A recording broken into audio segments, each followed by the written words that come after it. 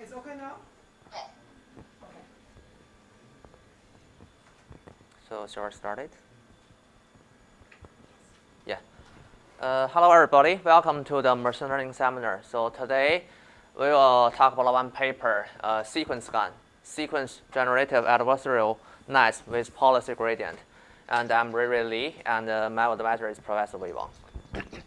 So this paper, SeqGAN, is published in AAAI last year. And since this paper comes out, it received more than 100 citations, about 2 or 3 citations per day. One citation every 2 or 3 days. And this gives the GitHub information. So currently, this piece of work, this project has been forked about 400 times and started by more than 1,000 people. And actually, the first author of this paper is an undergrad from the Shanghai Jiao Tong University. And he published many papers. This is one of it. And he got an offer from Stanford. Yeah, actually, he is applying PhD this year. So this is some background information. So before we talk about this paper, I will start the discussion from an online post. So 2 years ago, in 2016, a researcher, William Wallace, posted a question on Reddit related to the generative adversarial nets for test. The question is, what are some papers where generative adversarial nets have been applied to the natural language processing task? Because he saw plenty for images processing, but very few limited on the NLP task. And Ian Goodfellow, the inventor of the GAN, who is also the student of Banjo, so replied this question. And in the response, I highlight some key information. So Ian Goodfellow mentioned that the GAN has not been applied to the NLP task because GANs are originally defined on real valued data. But for NLP task, we have these tokens, discrete tokens. For example, usually if we want to apply on the adversarial training, we have the generator and the discriminator. In the generator, usually there is a softmax layer. In the softmax layer, so whenever we want to generate token, we will choose the dominant token which has the largest likelihood. For example, now we output a word, a token, is penguin. And somehow we pass this information to the discriminator. And the discriminator provide adjust a small number. Usually we call it a feedback or derivative. And in order to adjust the performance of the generator, we add the original thing plus this smaller value to adjust. But since the NLP task, each token is discrete, we don't have a word that responds to this penguin plus that smaller adjust value. Therefore, that's the reason why this GAN has not been applied to an NLP task for a long time. And also in this reply, the Ian Goodfellow encouraged people to use reinforcement learning algorithms to solve the NLP task. But he also mentioned that reinforcement learning doesn't work very well in his opinion. And he also mentioned that no one has made the effort to try it as far as he knows.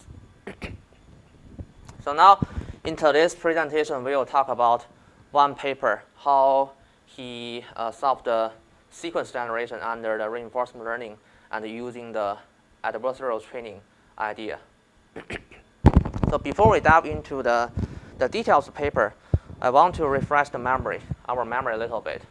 So for example, in reinforcement learning, what are the key things we need to crystal clear? For example, I think the reinforcement learning regained his reputation or popularity from the AlphaGo project.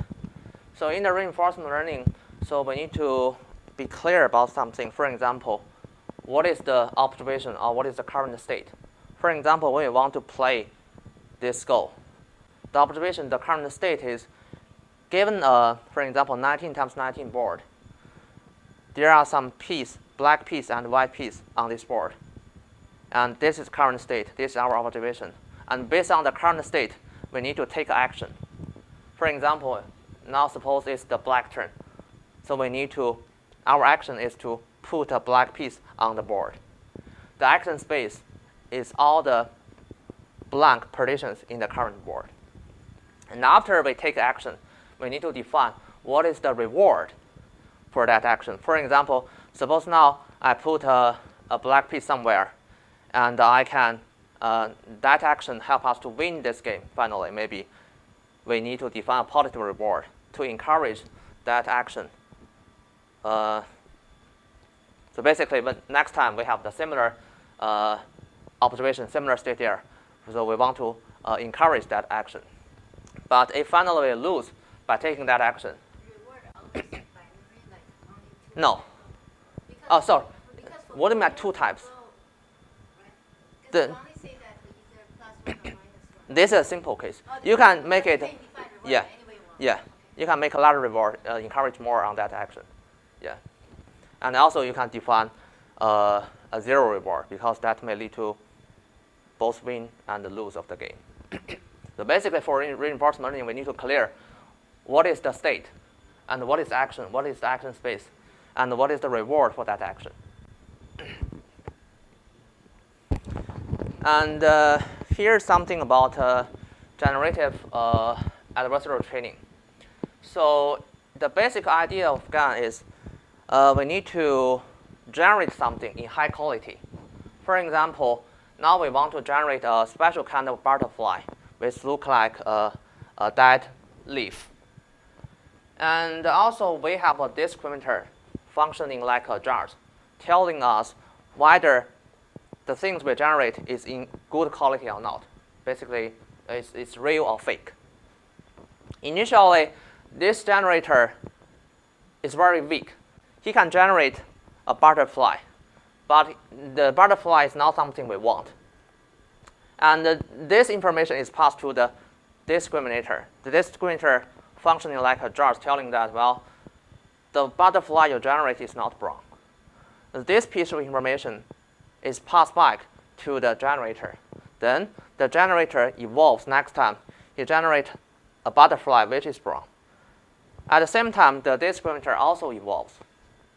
When this one is passed to the discriminator still can tell the difference. Well, the one you generate does not have wings. It's not something in good quality.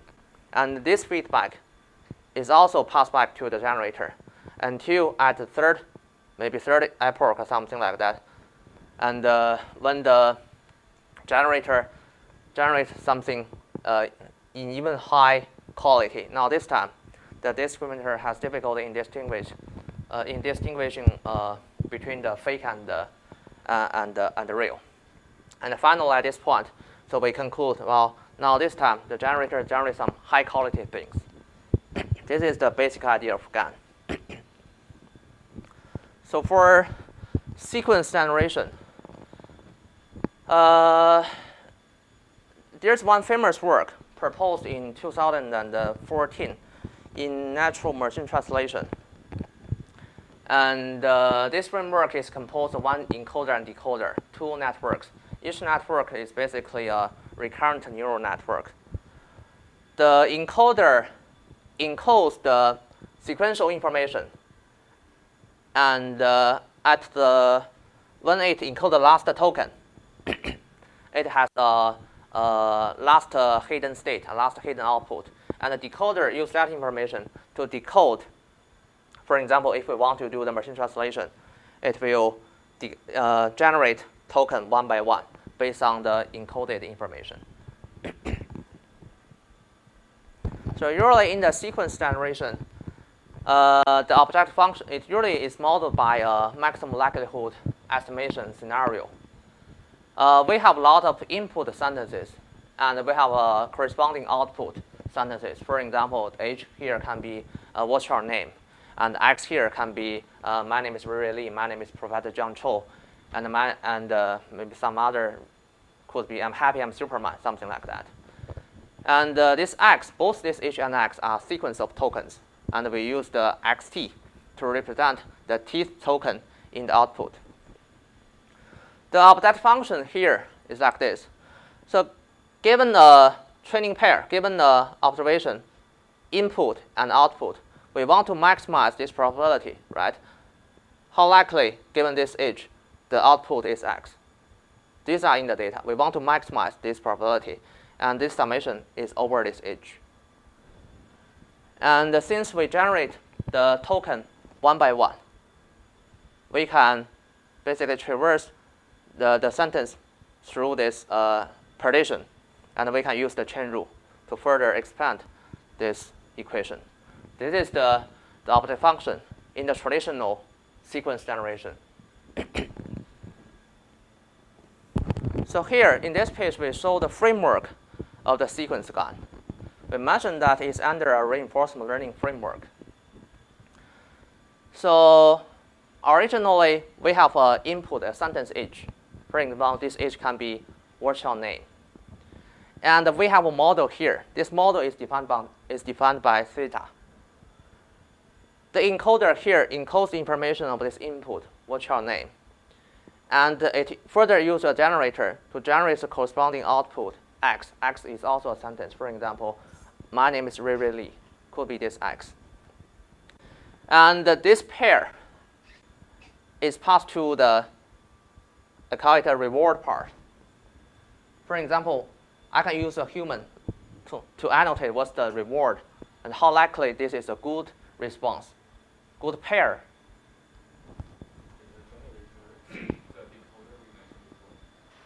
Decoder we mentioned before. It functions like a decoder, yeah. Yeah. Yeah, it functions like the decoder, yeah. And therefore, we want to find a model. We want to find a theta that maximizes the average reward we receive. And how to get this average reward? We rewrite it in this way. For every input sentence, for example, how are you? What's your name? This is our H. And this pH gives how likely we observe this input in our data set. And for each input sentence, for example, H is what's your name? There could be multiple answers. For example, one answer is my name is Ray Lee.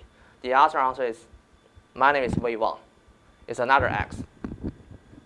And for every X, we know there's a conditional probability under this model. How likely when the input is H and the output is X. And we times the reward for this pair. So this gives the average reward for this system. Is that clear?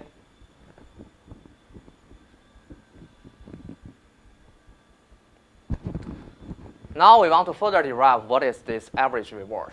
Now we are at this stage. So usually we have the summation and we have the probability here. Usually we will rewrite it in the expectation way, right? For example, given an input and how likely we will observe this input in our data set, we can rewrite it like the expectation of something, right? When the input, when this sentence follow the distribution in our data set.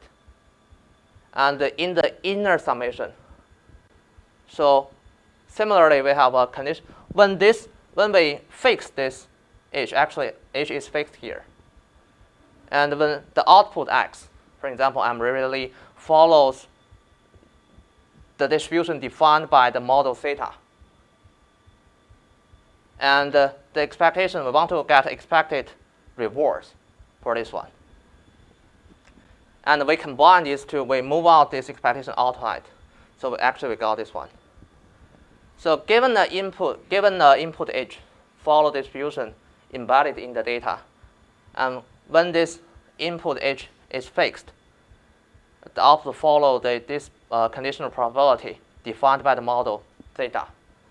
Assuming we have a sentence H, Yeah. and you equal it to the equivalent, Yes. we get the final result X, and X might be several choices. Yes. And we can also assume that only one X is correct, and other are wrong predictions. It's not a binary case, because we want to learn the sentence or the words dependency in the data. In the data, for example, if there's only one corresponding response, there's only one X there, then it's maybe this conditional probability will be high. But it's possible that there are multiple responses. For example, really appears 5 times, Joe appears 10 times. Then maybe Joe is a better answer. This conditional probability will be higher. Yeah. So usually, when we have an expectation, how do we get it? We do the large sampling, right? We sample a lot of input-output pair, and we calculate the average. That helps us to get this expectation through sampling. This is all 2017, right? Yes. Yeah. It's talk about how do we derive this reward. Up to this point, suppose we know how do we get this reward. What other issues do we have? We have the objective function we want to maximize. Then usually, what is the next step? Usually. Yeah. Right, yeah. Suppose we want to take the gradient ascent approach. We need to calculate the derivative, right? But actually, in this step, theta is our parameters. After the sampling, there's no theta. We can't calculate the derivative. Yeah. That's the first trick of this paper.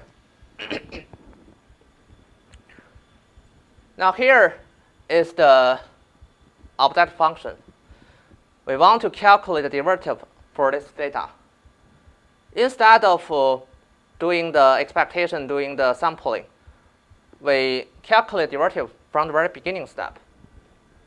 In the inner summation, the author times a conditional probability and divide the same one. There is one thing that I want to mention. Can you go back one slide?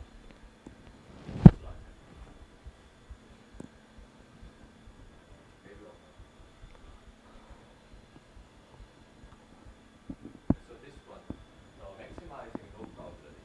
Yes. Maximum likelihood estimation. Yes. That is problematic in many cases. Why is it so? Because if you just try to maximize that probability, then what we can just ignore exactly that's what we use, like how we actually train it. If we just maximize that probability, then what we can do is that always we say we return one. Sorry, what? We return the probability one. All the time, just return the probability one. Whatever pair you give, we just return the probability one. Then that maximizes it. So our model becomes whatever you input you give, whatever output you give, you always return the probability one. The probability one. Yeah. Yes. So that is the problem, and then I think that is reflected in the final derivation. Can you go 2 more slides? Here, right? So essentially that is fixed, right? And then in some sense that final result is implied by that maximum likelihood estimation. Yes. So there seems to be, so the reason why we get this is in some sense because of the choice of the maximum likelihood estimation. So what I know for sure is that maximum likelihood estimation, unless we do some other trick, it is not a good optimization goal. Yes. I just wanted to mention. Yeah. Yeah, I got your point. Yeah.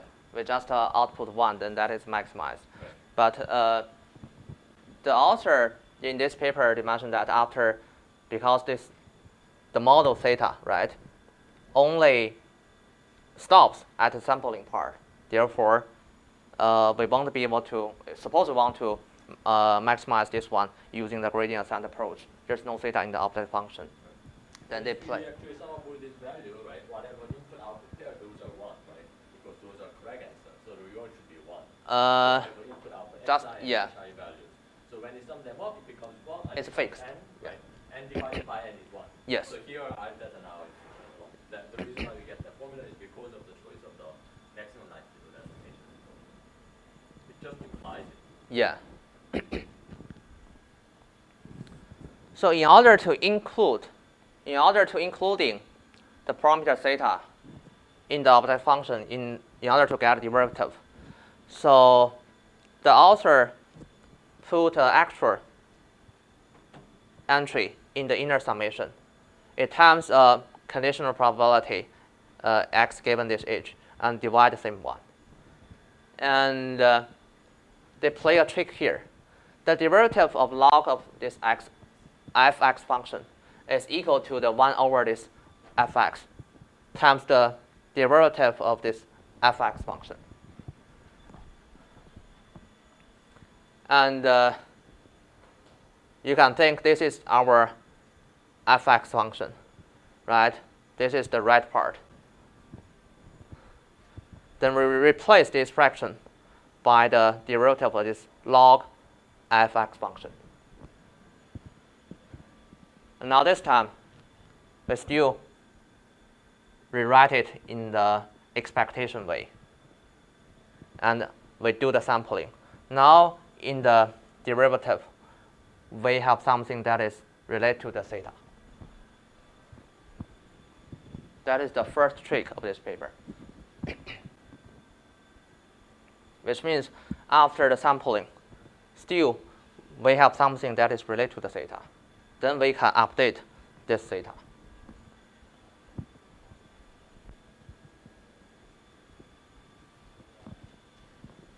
Yeah, this is the trick. Is that clear? Which means really, after we do the sampling, maybe next time after we do the sampling, there's no parameter in the object function.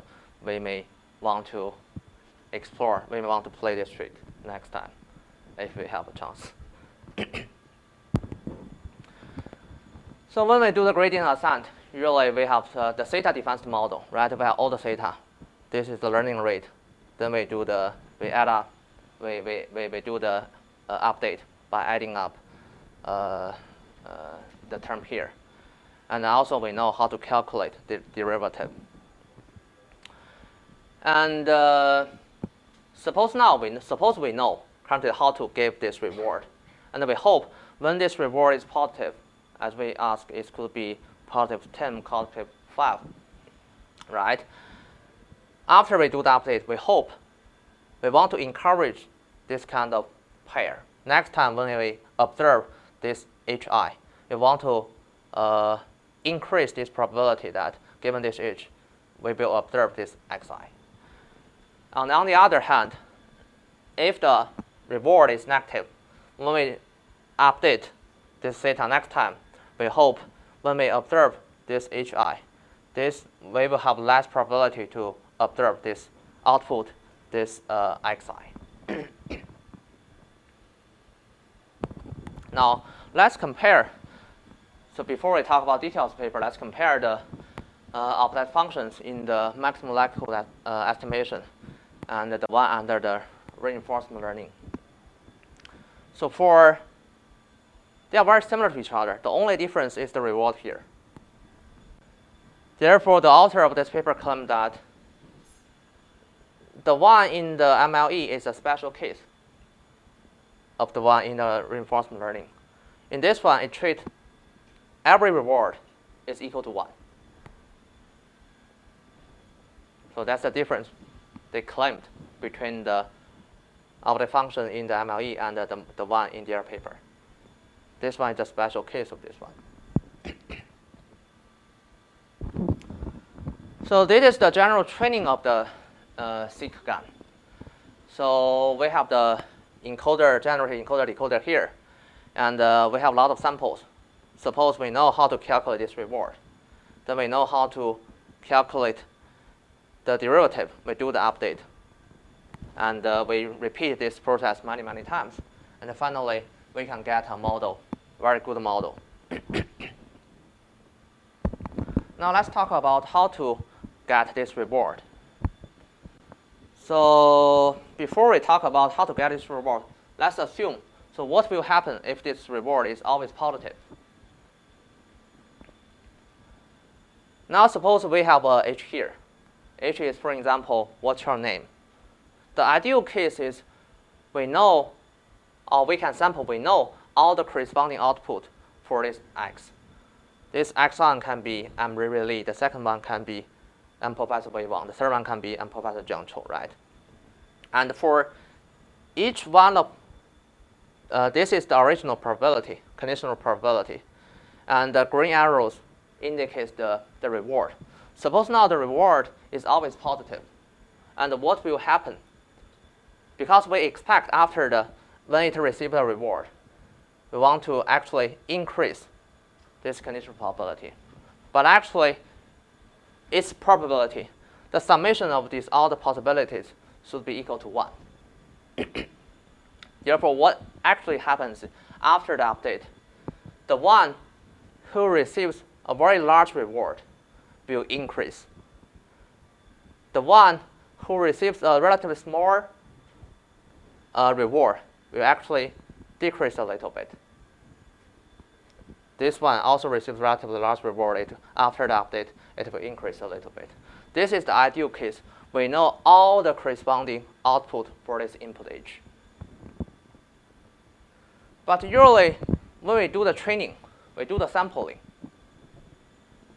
very likely we won't be able to sample this one, for example, in one batch. Then what will happen after the update? This one receives a positive reward. This one receives a positive reward. And this one will be increased a little bit. This one will be increased larger than this one because of the larger reward. However, since we do not sample this one in the batch, after the update, the probability of observing this xi given this H will be decreased. But the ideal case is it should be increased or at least remain the same. But since we fail to sample it in that batch, actually after the update, this probability will be decreased. In order to solve this issue, the author of this paper simply just add a baseline, they call it, subtract a B from the reward to make it sometimes positive, sometimes negative. Suppose this RHIXI is always positive. So subtract a positive number here can make it sometimes positive, sometimes negative. So P delta X HI, P delta X H, how do they constrain it? This one? Yeah. What am I constraining? So here is, again, it's kind of along the same line that I have been mentioning. Mm-hmm. So if R is always positive, Yeah. then the P delta is always increasing. Yes. Right? Yeah. P delta is always increasing. So unless we actually add some more constraints, at the end of the day, what will happen is that every P delta of X over H is all 1. No. So we have to add some constraint. All possible. Have to add up to 1. Right. So exactly how do you know how that is somehow expressed? Expressed. So do you renormalize after every batch? Renormalize. Or do you somehow add some additional structures inside whatever the network or function so that somehow that property is preserved? Or when you actually do the optimization, you add the Lagrange multiplier term so that it actually sums up to 1 as an additional term. I'm just wondering how it is done. Yeah, thank you for pointing out, but to be honest, I don't know. The author didn't mention that. They only mentioned that the reason why they want to add a baseline here. Because if you go back one slide, I don't know why this is a problem. It is not sampled, so I'm fine with decreasing it. It's not there. So why should I think the reason why they're adding that minus p term is to make sure that it is not always positive. If it is always positive, then it will all go to 1, unless we do something special about it. So by actually subtracting some terms, we make sure that for some entries, it is negative. So somehow we kind of put the push as a downward force in training. In some sense, so unless we do something else, adding minus p that is essential. Unless you do it, it all blows up to 1. So I'm curious about whether they actually added, or they were doing already something to somehow add that constraint, or they are just using the minus p term as the constraint to actually make sure that it's not blowing up to 1. I think in the paper they want to explain why they want to add a baseline and using this because of its probability. I don't think they put actual constraint in the network. Yeah, but another explanation as provided by Professor Zhang Chou is like if we do not add that baseline, and everything will go to 1 finally. So I have a comment here. Actually, adding a baseline is not just for this particular paper. It's kind of a standard procedure in reinforcement learning. So probably there's a very nice lecture given by Berkeley sub-professor. Okay, so if you go through that lecture, you will see that the baseline approach is very standard. Because essentially the idea like a reward function, the relative value shouldn't be that important. Sometimes it could be positive, sometimes it could be negative. Of course, in this particular case, everything is positive. But somehow, if you shift it a little bit, the whole object function, the optimization point shouldn't change. Okay, so that's why in order to overcome this issue, they kind of introduce a baseline approach. And for baseline approach, the substruct B is kind of the simplest one. There are like more advanced ones to like treat as baseline. It's just a comment here. Okay? Yeah, thanks for the comments, Professor.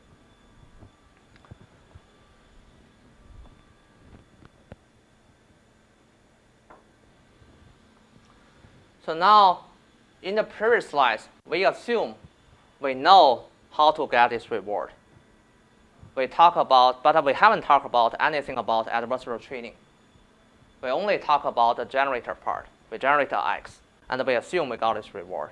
And how to actually get this reward is to use the adversarial training. For example, in the adversarial training, we have the one generator that generates based on the input H, we generate the X.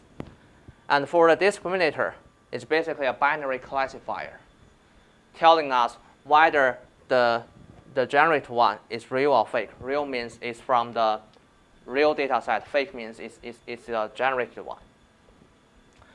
And in the last layer is a sigmoid function. It will generate how likely this is real and how likely it's a fake. And it's two-dimensional distribution. And we can compare that two-dimensional distribution with the 0, 1 because we either true or false.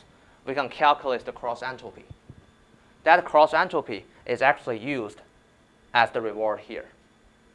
Why in the previous slides we assume this reward is always positive? Because the cross entropy here is always positive. That's why in the previous slides we assume this one is a positive number. That's where in this paper they use the adversarial training part. Is that clear?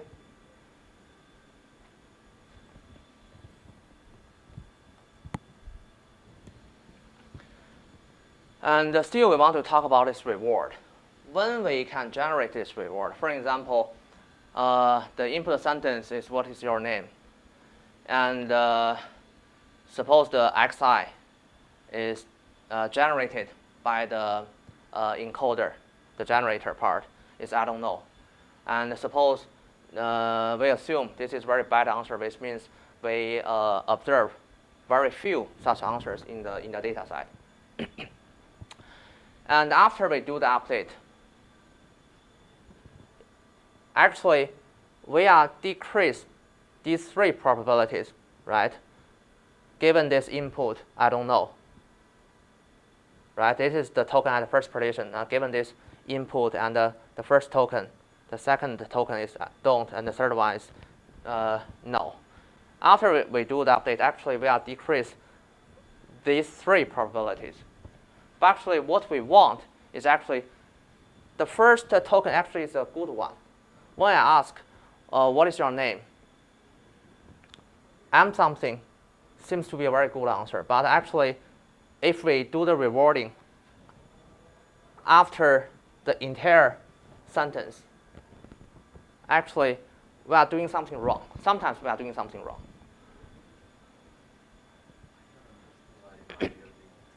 First of all, I don't understand why that is a bad answer. Why is it a bad answer? Bad answer means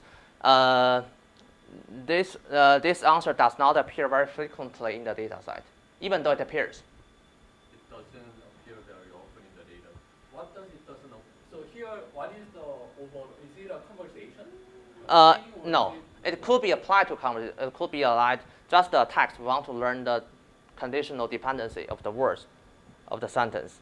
No. So what is the conditional dependency? So here, the input is somehow what is your name, and output is I don't know. This is not a translation, is it? It's not a translation. No, it's not translation. So here, in order to decide whether this is a good translation or good output from that input or not, we have to define what is good. Predict, right?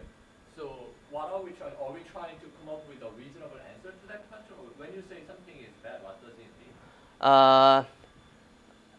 Because, for example, in the data set, we have some sequence of words. Right. For example, that sequence could be what is your name? Right. And after that, the following words could be I am somebody. We observe this sequence maybe a lot of times as a proper answer. So here, the definition of good or bad answer or bad output is whether that particular sequence of words appeared in our data set as the immediate next sentence.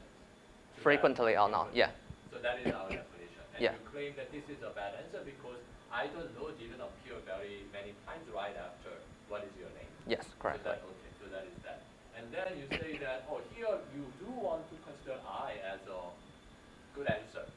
Or yes. Because? Because in the data we may observe a lot of following this xi, this hi may appear a lot of times in the data corpus. I see. This is only one instance for this xi, and followed by this xi.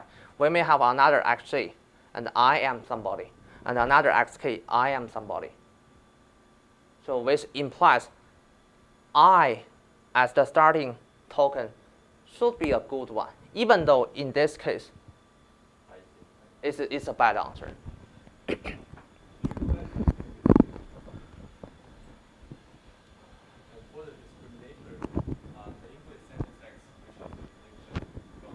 Yes. Yeah. Why don't you include x, h? We can. The answer is we can. The application, when we apply this on the dialog system, we want to include this h. Also for translation, if you don't have an h, yes. could you determine if the x is equal or bad? We can evaluate that x whether it's meaningful sometimes. Meaningful means follow some. Grammar is right. Yeah, grammar is right. That's The is not right. yes. You definitely should include the x inside the Not definitely. Where you might add a pair. You have some other cases there's a pair of I think the question to this answer is, can we come up with some application without considering the previous sequence? The x also makes some sense.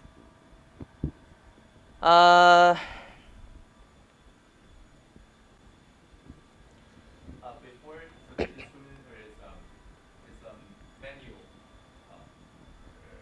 charge, right? In your previous slides. Yes. It can be replaced by a man. And when a man charge, if the translation is good or not. It depends on the application, as you mentioned, right? Yeah, right. You definitely need to look into the original case. And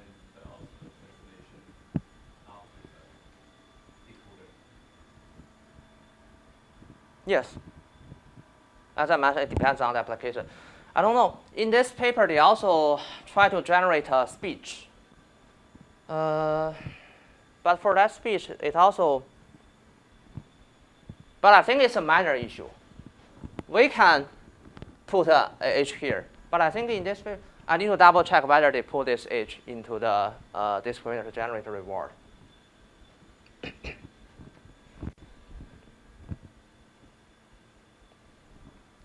The problem here is after we provide the input and after we generate the output, and after we generate this output, sometimes it's too late to give the reward. For example, I'm making this presentation, for example, and to the end of this presentation, Professor John Cho comment, "You made a very bad presentation." Right? That's the comment I received. Then I will start wondering. I'm making every slide is a bad one. Or starting from somewhere, I'm making a bad presentation, right?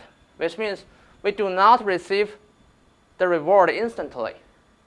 Actually, whenever we generate token, actually we can generate some reward for it, telling us whether the partial sentence is good one or bad one. How do you do it in this paper, right? This is how do we calculate the derivative. And when we generate this response, actually we generate token by token from the very beginning, first token and the second token. So basically we add an inner summation here.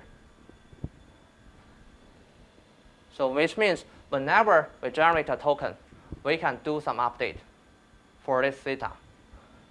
How do you do it? For example, now the input is what is your name. I generate a token which is I. Then they go to the data side. They sample a certain number of sentences where the very beginning token is I. And for each of the sampled sentence, they can pass it to the discriminator to generate a reward. For example, in this case, we sampled 4 full sentences. I'm John, I'm happy, I don't know, and I'm Superman. For each of them, we can calculate a reward. Then it used the average of this reward as the reward of generating the very beginning token I. Because when in their training of their discriminator, the input is sentences.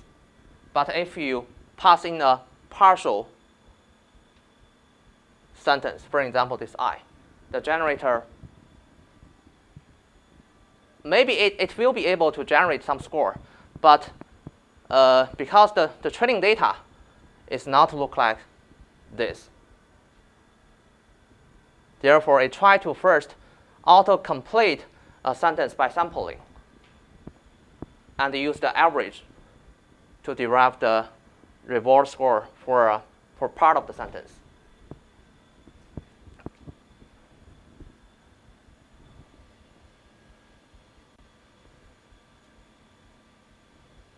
Yeah, that's another trick in this paper. Why Superman has a higher reward than Superman is a person. it's not a name. You ask, yeah, just an example. And happy could be a name. Yes, everything could be a name. Yeah, but just an example. Yeah. I think this trick is also popular in reinforcement learning. For example, when we play the Go, right? We have the current state, and we take action. We don't actually. After we take action, there's another state. That state could lead to the final win or lose. There are a lot of following actions, and they do some sampling. if that sampling, if a lot of samples lead to the wins, then that may generate a positive reward for the partial state of the, yeah. So actually, there's another approach to solve this problem. As we mentioned, when they're training their discriminator, there's an inconsistency here. They include this age. I need to double check whether they have this age or not. X is an entire sentence. Another way to train the discriminator is we generate more training instance. For example, for every sentence, in addition to put this I am John into the discriminator, we also put the prefix I am and I into the discriminator. Here, the positive and the negative means the positive directly comes from the data corpus, and the negative is generated by the generator. This is the real one. This is the fake one. This becomes the training data. Now, since we incorporate more training instance, that is the prefix of the sentences. Now, when we generate a token, for example, like I, after I pass this token into the discriminator, it will generate a reward that is more suitable, reasonable for to represent this data.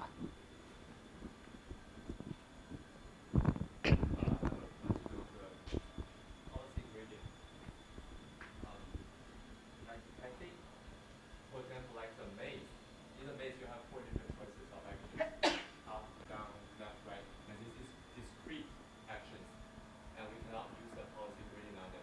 This is discrete actions, and I guess for the for this case, you sample different choices of words for the next action. The sample space is also fixed. Usually, The sample space is still discrete. yes. Continuous. And how could you apply the policy gradient on it? This is how they do it, by sampling. Sampling means the next step might be A, might be don't, right? There are some choices, and the action space is also discrete, right? The action space is always all the possible tokens. For example, they remain the most popular 20,000 words as the possible tokens. Right, right. There's another example. If you are in the maze, but you can rotate, it means any angle you can, any direction you can go, and it's a continuous space. First, it's not a maze. It's a chessboard. Even though you do the rotate, I think. I just want to tell you that the difference is continuous space and discrete space. And in the continuous space, you can get policy. You can calculate the gradient.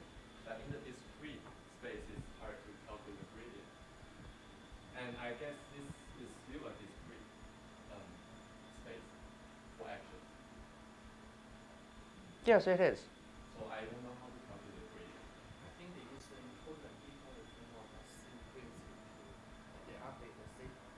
I think this is just how they get reward. This is my understanding. Yes. Got a puzzle for a puzzle sentence how to get reward. So why is called policy gradient?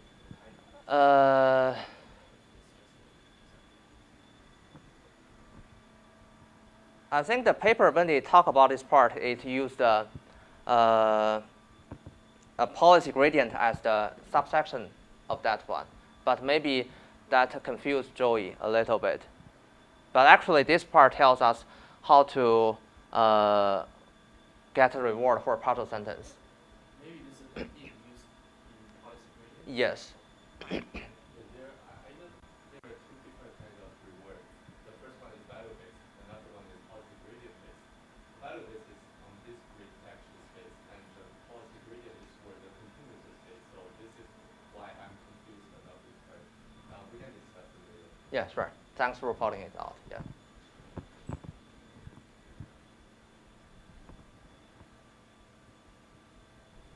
And also, in this paper, it mentioned usually for adversarial training, it is hard to train this kind of network because we have two networks. In the generator, we want to solve some very difficult task. And the example could be we want to teach a kindergarten children to do the calculus. The kindergarten child is the generator. We want to teach this child to do the calculus, to do the task. So in the very beginning, it's very weak. The child is very weak. No matter what he tried, he just gets the wrong answer. That wrong answer is further go to the discriminator. And the discriminator will always generate a very negative value for that answer. So no matter what he tried, he always gets something negative. He don't know how to. Sometimes he don't know how to get the positive things. That's why they claim it's hard to train this kind of network. In order to address this issue, one possible way they mentioned that is like they use like a teacher forcing algorithm. They directly pass in the first phase of the training. They use real samples that are in the data and set the rewards for this pair to 1 to get the feedback for the generator. Which means they provide some real examples instead of a response generated by the generator to update the generator. It's like when you try to teach a kindergarten child to do the calculus. First, as a judge, we provide something correct to the kindergarten child to guide him on the right track.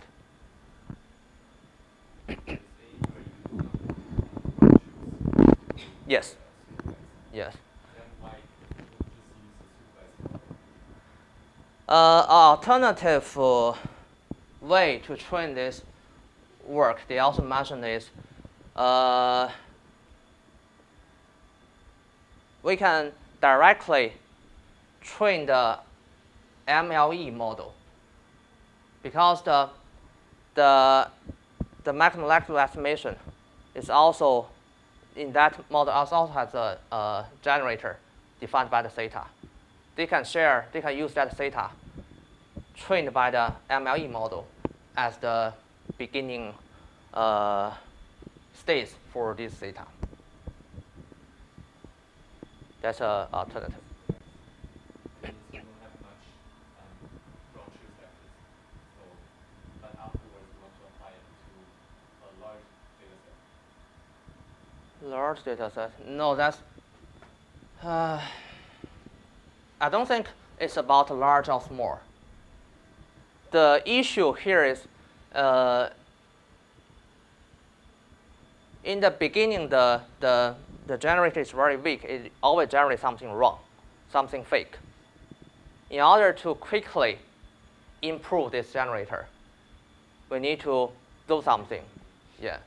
One thing is to using some parameter that can be well trained by some other method, for example, using the MLE model.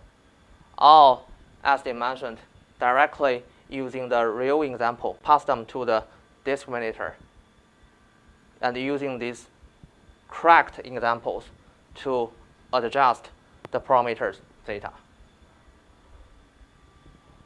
How do you use the real data to update parameters? Because the fake Yes. Here the real data is how does that background data is replaced?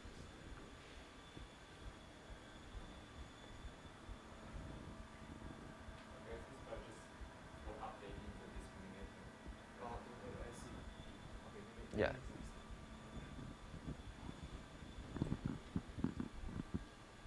that makes sense. So here's the evaluation of this work.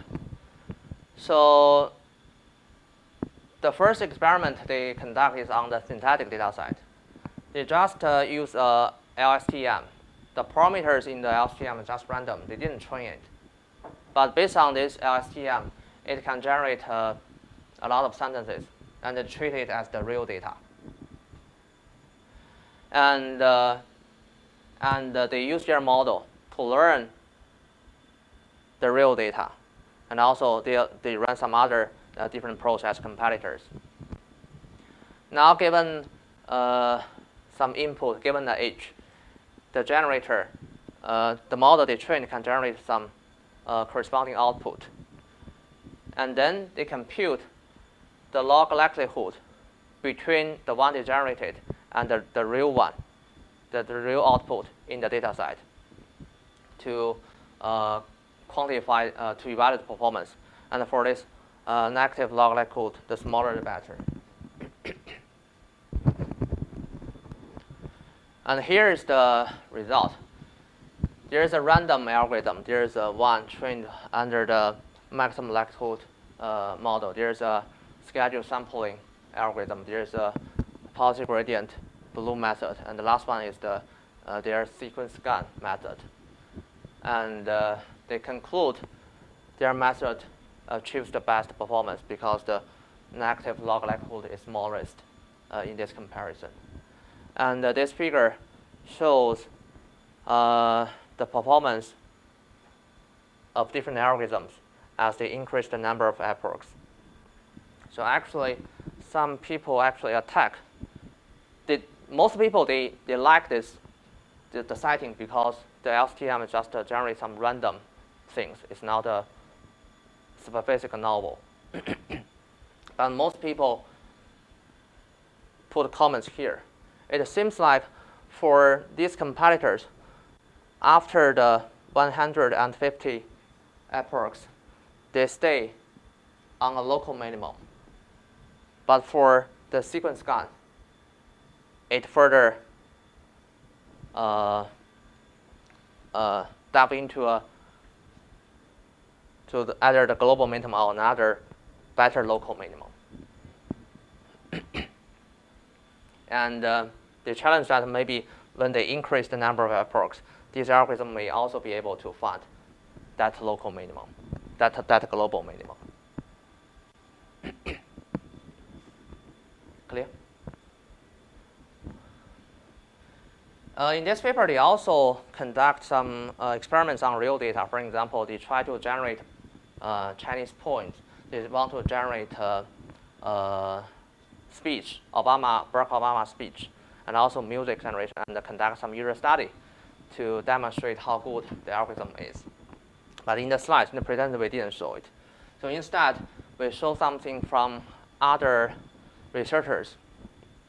So in the paper of adversarial evaluation of dialogue models in NIPS 2017, last year, and two people one from Google, and the second author is Aurel Vinyals. Actually, he's the one who proposed the sequence-to-sequence model in natural machine translation in 2014. So in their paper, they have one sentence to comment this work.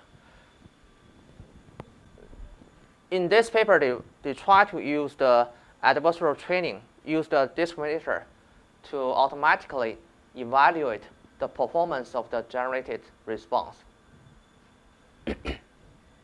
In their paper, they mentioned for this kind, still more needs to be understood.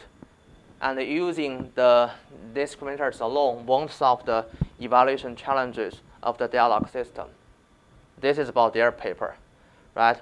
The next sentence, despite the fact that GANs do not use extra information than was already present in the training set.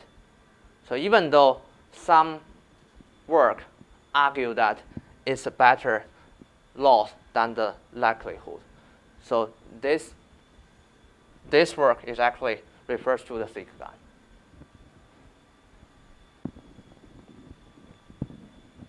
So remember that the difference between this reinforcement learning work and the one in the maximum likelihood, they used both. They didn't. The reinforcement learning one didn't use any other information that is not in the training set. They used the same information. That is the comments from some other researchers for this paper. So even though they receive a lot of citations, and but still some people still do not believe this is a great work, but at least it opened a new direction how to apply adversarial training on the NLP task. Now I wonder what's in That paper? that makes Yeah, maybe next time we can talk more about that paper. Yeah. Yeah, actually that's all I want to present about this paper. So let's recap a little bit. So first, we try to derive the rewards function we want to maximize. And we found that in that objective function, we don't have the theta. Therefore, they play a trick to, in the inner summation of the conditional probability, that part, we times entry and divide by the same value. And we can use the derivative log something. And in that allows us to include that theta in the objective function. Then we can take the derivative. Then we can apply the gradient ascent to solve this problem. And the model used the generator to generate the, given an input h, given a sentence, generate corresponding output x. And given that x, maybe together with that h, we can calculate the rewards using the discriminator. In the last part of discriminator is a binary, two-dimensional distribution. We can calculate, compare with the real 0-1 distribution to calculate the cross entropy. That cross entropy is always positive. And that positive value is used as the reward. And after that, they try to subtract the baseline to make it sometimes positive, sometimes negative. And what others? And in the evaluation, they try to generate a random stuff as the real data, and try to learn, try to train, try to fit their model on this real data, and use the negative likelihood as the evaluate function. The smaller the better, and compare with different methods. Yeah, that's basically about this work. Any questions? I think I have a very high level idea, but somehow the details are somehow eluding me. What is the core challenge? The core challenge. So again, we have the generator, we have discriminator, right? Yes. And the way that we train it is that we first train the discriminator by taking half of the data from real data set, half of the data from the generated data set. Yes. Somehow we want to train it so that discriminate as much as possible. Yes. So we train the discriminator. And once we do that, then we train the generator so that the difference is as small as possible. So it somehow rank the generated data as close as possible to the true data. That's how we train the Yes. generator. Yes. And then repeat this process, and eventually somehow we get a good generator. That's Yes. the high level idea. Yes. Now, here I think the main challenge of applying that to any sequence data or language data is that when we generate image data, for example, the output from the generator has a continuous variable. Yes, pixel. So when we backpropagate the difference through that data set that is generated, there is that difference. So we can actually backpropagate the generator. Yes. So that is why there is no typical problem. But once you have a discrete data, like the sequence data, language data, then there the difference, how that output, right, all these discrete values. And then when you have to try to backpropagate the difference through that generated data, it is not clear how to subtract that small value, right? And how, it's not clear how to backpropagate it. Yeah, because we have softmax layer in the middle, right? Well, it's not really the softmax layer. It's really about what's the difference there, right? What's the difference? The difference is the input for the discriminator for the NLP task is discrete tokens. Right. Yeah. So here, are we still able to compute the difference and backpropagate, or that's not an issue? I think that is the core issue, and that they try to get around, no? Sorry, what? Could you So please? here, I think that I'm just trying to understand it better. So here we have the generate data, Yes. which is discrete values, right? 1 or 0. For NLP task. For NLP task, Yes. right? For every word location, we have one discrete item. Yes. Now what do? So we backpropagate, right? From the discriminator. And now, what do we have? For every word location, we have some errors accumulated, right? We have some error accumulated, and then we want to backpropagate it through that data. Uh-huh. But how do we do it? Is it possible to backpropagate through that layer? I think from the at least from the conclusion from the inventor of this gun, he mentioned that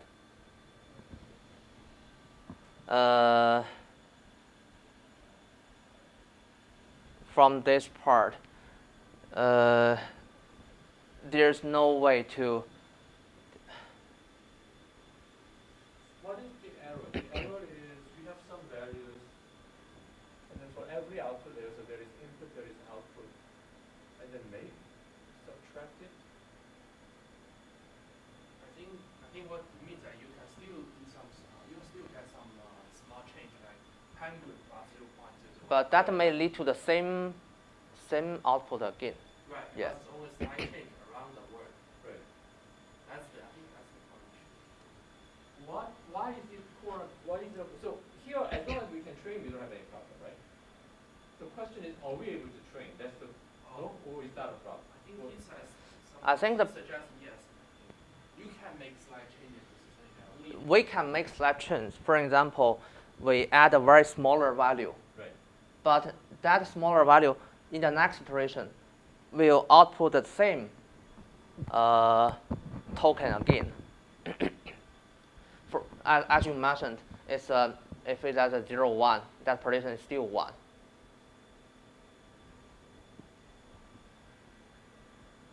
So training is not an issue. Output is an issue. Maybe I need to. I think training is related. So I think training is also an issue because of this. Because as you said, the next year, the second generation, you will still output the same word penguin. So you will get the same penguin. So when I listen to what you present, I see a lot of cute ideas about, I think, this derivative, the gradient, and somehow being able to keep it. Those are actually beautiful ideas. I Yeah. love them. But I still kind of have a difficult time of exactly what is the core issue, and then how these tricks, Overcome that issue. how these tricks are able to overcome those issues. That connection is not very intuitively clear to me. Sorry for that, because when I read this paper, I also have this problem, right? And how they overcome this issue. It's still, for me, it's like it's not very clear even to me. Yeah. Did you ask Sorry, I haven't. So basically, do they solve this problem? Like plus 0.001, you get the same. Do they solve this problem? No, I don't think they directly solve it. At least, for example, from their objective function. what are important just the derivative. Right, so maybe still a slight change for the theta. So maybe still output the same angle, right? Like here, you update the parameter theta. Yeah. And so the next iteration, you will get a slightly different word. But But there's no guarantee. Right, that's the question. It wouldn't Yeah. be penguin again, So right? maybe still come. That's my question. Is that possible?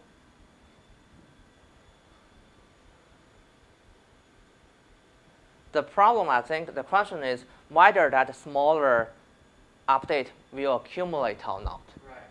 Yes. Maybe it will by many iterations later, maybe it will gradually be pulled towards the next word. That's I don't know if we can, probably not. Yeah, I will double check that with their code. From the paper, I cannot tell. Yeah. I mean, the at least that is the traditional whole. one doesn't, I mean, the traditional model doesn't. They claim. I think that is the power of the reward signal somehow, because the reward signal will pull it, like you said, the distribution will be pulled upwards and downwards, right? So can you go to the distribution with the three blue bars, this one? I think do they basically, at each iteration, do they just take the max, the word with the max normalized already to all? They don't mention in the paper. The paper is very short. Yeah, we need to double check the code. Yeah. I think that's maybe where it becomes better. If we don't use the softmax, that skip that part maybe.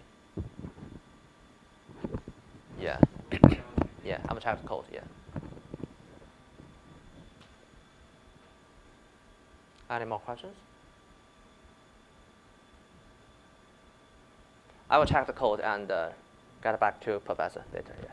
I'm just very curious. This is very interesting. Yeah, because when they explain, when the author of GAN, when I read this response, it still looks a little confusing to me. I know it's the token is discrete, and he explained this discrete something plus a very little update. Next time, there's no such word correspond to this little update. I think the question is whether this little update will accumulate or not. It will accumulate during the training process. It may lead to a different token. I think Yeah. there's another problem in that is that there is a grammatical constraint to the words. In the images, you don't have this constraint. But I think the way they solve it is to use RSGN. Hopefully that will better capture the semantic relation. That is one reason. Although Yeah. they didn't mention here, but I think Yeah, that part can be captured by the LCM, by the RNN part. Yeah. partially. But then I read when you didn't copy the full paragraph after very last regarding the comments on RNN. Because it's too long, I only, yeah. But he believes say that RNN should work, right? That's just, RNN, yeah. For this part, some people said that GAN does not work on the RNN. yeah, but then what the last sentence, but no one with serious neural network what? Yeah, I will check the full response. Yeah. Yeah. Do you have some time after 10 minutes? Yeah, sure, I have. If you come to my office and then try to explain the paper. Okay, sure. We can go over the paper Yeah. together. Yeah, sure. So that you can explain ourselves, meaning of individual formula. Yeah, sure. We can figure it out more quickly together. Yeah. That's good for today. Yeah, that's it. Next week we'll invite Janji to here. We'll talk about Unsupervised rare pattern mining. Unsupervised Rare pattern mining. writer pattern Mining. mining. Oh, writer pattern mining. Oh.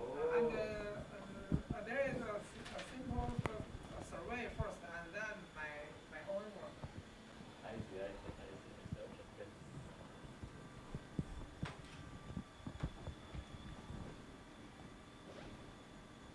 That's it for today. Thank you.